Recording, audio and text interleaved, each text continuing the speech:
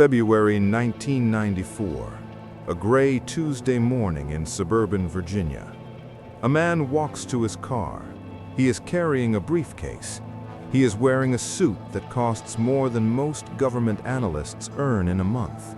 He has done this 1,000 times. The cars that close in from 3 directions are unmarked. The agents who step out are not. What happens in the next 4 minutes will end 31 years of government service, expose one of the longest-running intelligence failures in CIA history, and raise a question that the agency is still unable to answer cleanly. How does a system built entirely on detecting deception fail to detect it inside itself? We are going to go back 9 years, and we are going to walk through this plan carefully. Aldrich Ames joined the CIA in 1962. His father had worked there. The agency was, in some sense, a family arrangement. He moved through the ranks at the pace the institution expected, not fast, not slow. He spoke Russian. He ran assets. He had access over time to things that almost nobody outside the senior leadership of the CIA ever sees: the names of Soviet and Eastern Bloc intelligence assets working for the United States. By the mid-1980s, Aldrich Ames held one of the most sensitive positions inside the Directorate of Operations. He was the head of the Soviet counterintelligence branch, which means he was specifically responsible for understanding how the KGB operated, how it recruited, and how it penetrated Western agencies. Think about that positioning for a moment. The person whose job is to detect Soviet infiltration of the CIA is simultaneously the person the KGB has infiltrated into the CIA. This is not irony, this is architecture. What was at stake was difficult to state in neutral language, so we will use numbers instead. At least 10 Soviet and Eastern Bloc intelligence assets working for the United States were executed as a direct result of what Ames passed to Moscow. The names of those individuals were classified at the highest levels of the U.S. government. Their exposure was not a breach of a filing cabinet. It was a breach of a relationship, a breach of the implicit contract between an intelligence agency and the people who trusted it with their lives. And it ran for 9 years. To understand how, we need to understand how Ames thought. Not what he did, but how he reasoned his way into believing this was survivable. In April 1985, Aldrich Ames walked into the Soviet embassy in Washington, D.C. He handed over a sealed envelope. Inside, a note identifying himself, his real name, his real position, and asking for $50,000. That is the most dangerous moment in any espionage operation, the first contact. After that, you're either an asset or you're arrested. There is no middle state. What makes Ames's approach structurally interesting is that he did not attempt to hide the contact itself. The CIA ran a program of authorized contact with Soviet officials for recruitment purposes, for intelligence gathering, for ongoing liaison work. Ames was meeting with Soviet embassy personnel as part of his professional duties. The first meeting at the embassy was not unusual. It was expected. He used the cover of his own job as the access mechanism for betraying it. This is the first layer of the architecture. The plan operates inside the system's own procedures rather than against them. Detection requires the system to question its own routine, and systems are extremely reluctant to question their own routine. The second layer concerns what he chose to pass and when. In June 1985, 2 months after the initial contact, Ames sat down at a restaurant in Washington with a KGB officer named Sergei Chuvakin. He brought with him roughly 6 pounds of classified documents. In exchange, the Soviets wired $1.88 million into a Swiss bank account. That single transfer is the thing that analysts later describe as the most operationally bold decision in the entire case. He did not sell incrementally. He did not test the water. He handed over virtually everything he knew about active American intelligence operations against the Soviet Union in one transaction. And this was not recklessness, it was reasoning. Ames understood something about how counterintelligence investigations work. When sources go dark, when assets stop responding, when networks collapse, the instinct of any intelligence agency is to look for external causes first. A change in Soviet security procedures, a technical breach, a mole inside the Soviet system who gave them up. The last hypothesis any organization reaches is internal betrayal, because reaching that hypothesis requires the organization to accept that it failed, that it trusted the wrong person, that its vetting processes were insufficient, that the threat was inside the building the entire time. The CIA did not reach that conclusion for 8 years. 8 years.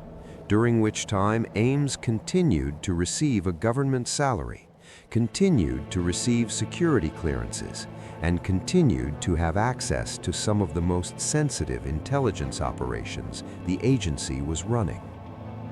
The third layer, and arguably the most elegant, is the counter-detection strategy. Ames was not invisible. He became, over the years of his operation, conspicuously wealthy. He bought a house for $500,000 in cash. He drove a Jaguar. He spent money on wine, on clothing, on home renovations. These were not small amounts on a government salary. He explained it with a story. His second wife, Rosario Casas Dupuy, had a wealthy Colombian family. Ames told colleagues, told supervisors, told anyone who asked, that her family had money, that he was receiving financial support from her relatives, that the Jaguar was essentially a gift, that the house was purchased from family funds. The explanation was not airtight, but it did not need to be airtight. It only needed to be plausible enough that the people hearing it preferred to believe it over the alternative. And here is the thing about institutions. They are structured to process information through formal channels. An informal rumor about an analyst's expensive car does not on its own trigger a financial investigation. Someone has to decide that the rumor is significant enough to escalate. Someone has to be willing to accuse a colleague, formally, on the record, of something that could end that colleague's career if the accusation is wrong. Ames understood that the friction of accusation inside a bureaucracy is enormous. The cost of being wrong about a colleague is high, so the threshold for even beginning to look is far higher than the threshold for continuing to assume everything is fine. He was also, by most accounts, not especially difficult to work with. He was not the isolated paranoid figure that retrospective accounts sometimes project back onto spies. He was unremarkable. He was present at meetings. He submitted reports. He failed to perform at the highest level, but mediocrity inside a large bureaucracy is not a red flag. It is the baseline. The plan did not require Ames to be extraordinary at deception. It required the institution to behave like an institution, to process his behavior through its existing categories and find in those categories no clear cause for alarm. There is one more structural element worth noting before we reach the breaking point. Ames passed a polygraph examination in 1986. He passed another in 1991. The polygraph is the intelligence community's primary tool for detecting deception. It is also, as a body of scientific research has consistently found, a tool with significant false negative rates, especially for subjects who are calm, prepared, and who have rationalized their behavior to themselves in ways that reduce their physiological response to questioning. Ames later said he was not particularly anxious during either test.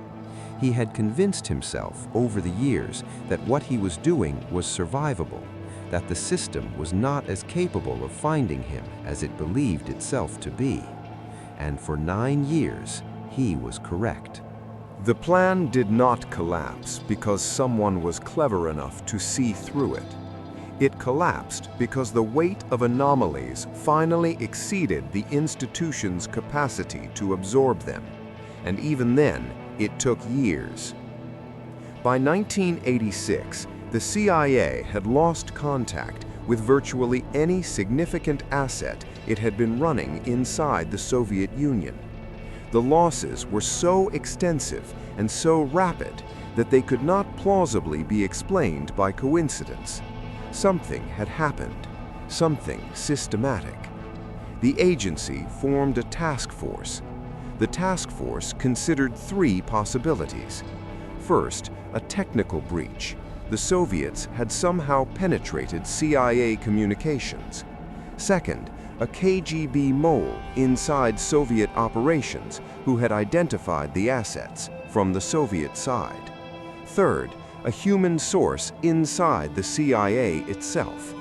For years, the investigation focused almost exclusively on the first 2 possibilities. The reason is not stupidity.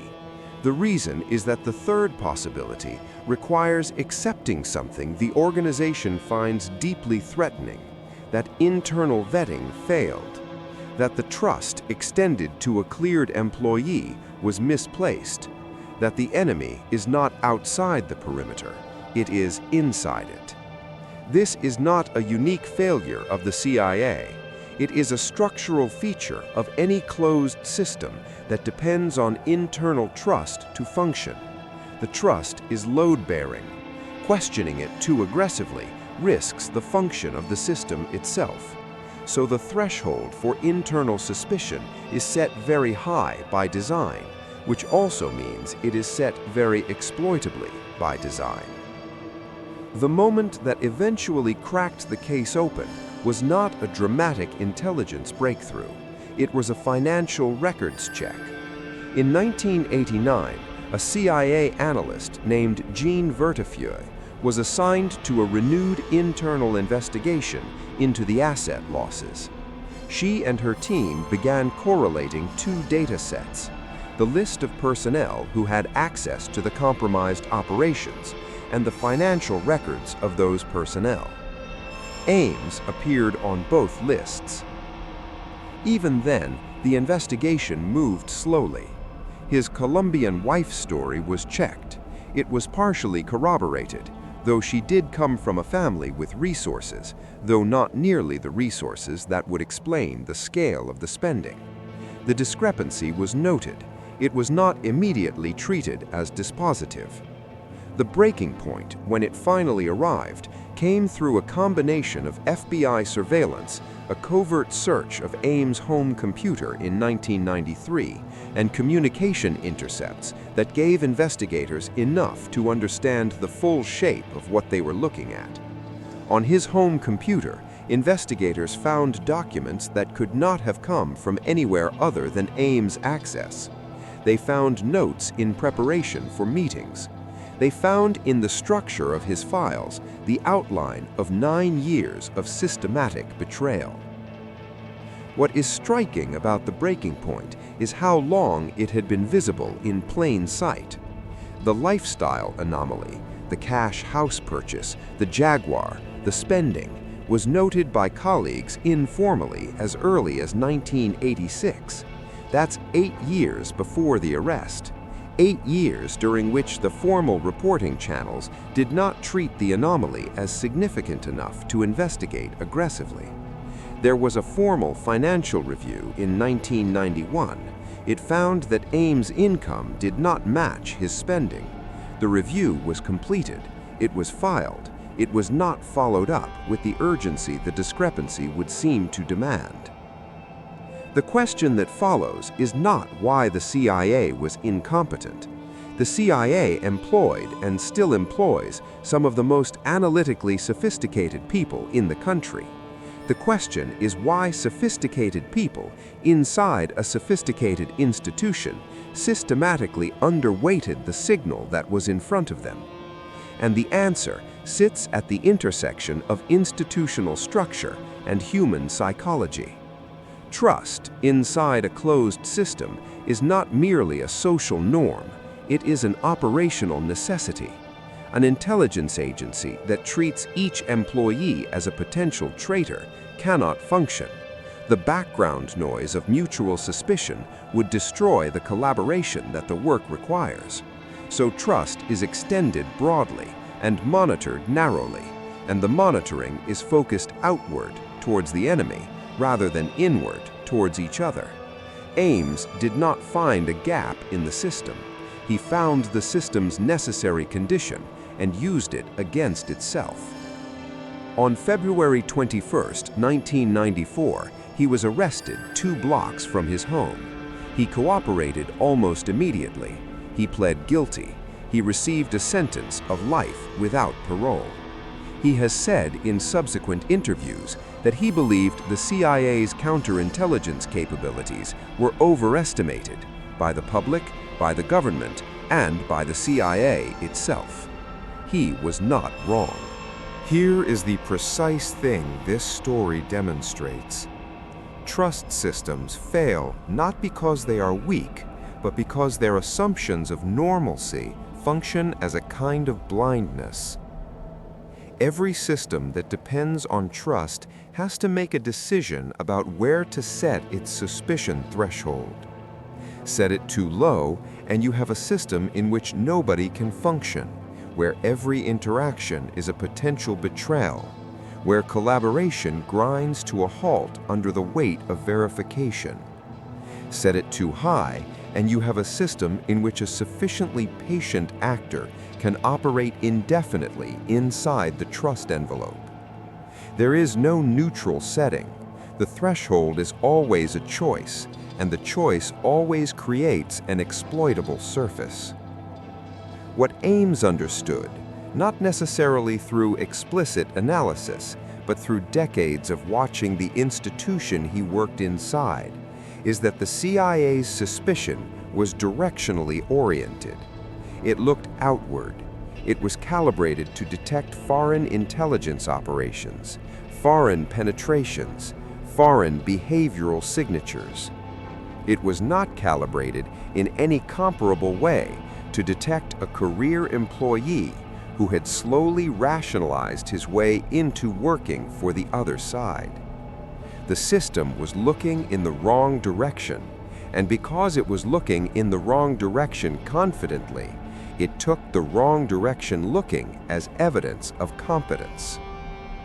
There is a term in psychology for the cognitive pattern at work here, the normalcy bias, the tendency, under conditions of ambiguous information, to interpret that information as consistent with the current model of reality, rather than as evidence that the model needs to be revised.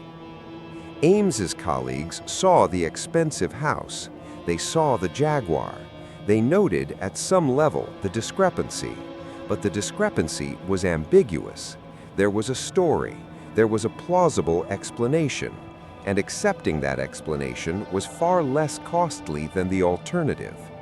The alternative required them to conclude that someone they worked with, someone with 30 years in the institution, someone who had sat in the same meetings and navigated the same bureaucracy, was actively destroying the thing they had dedicated their careers to.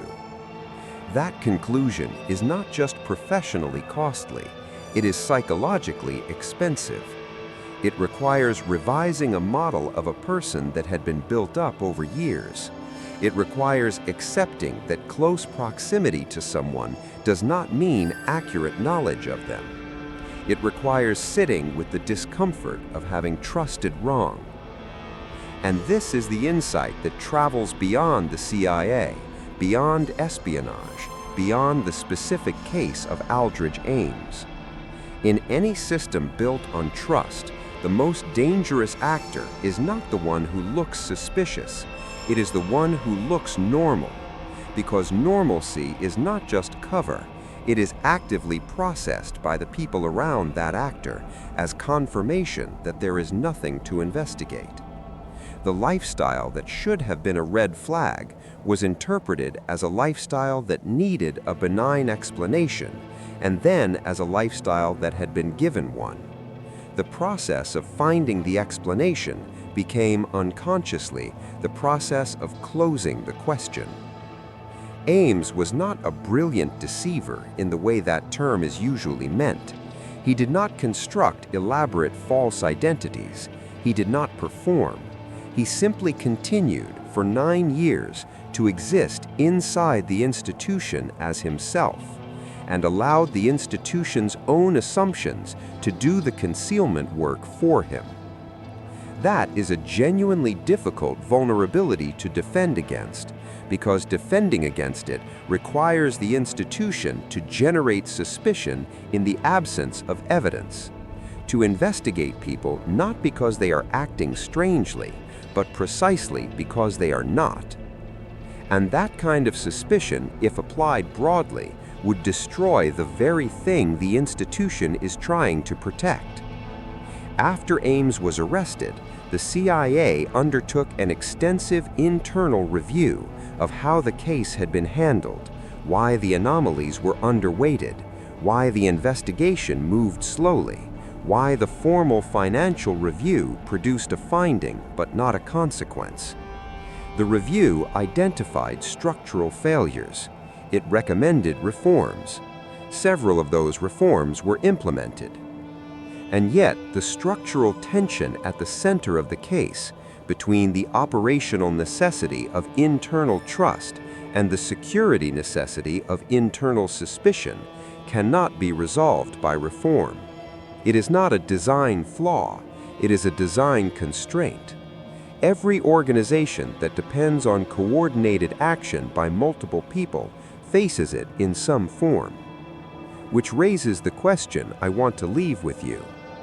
In any institution or group you belong to, professional, social, civic, there are people whose behavior you interpret through the lens of your existing model of them. You have a story about who they are. That story shapes what you notice, what you ask about, what you let pass without question.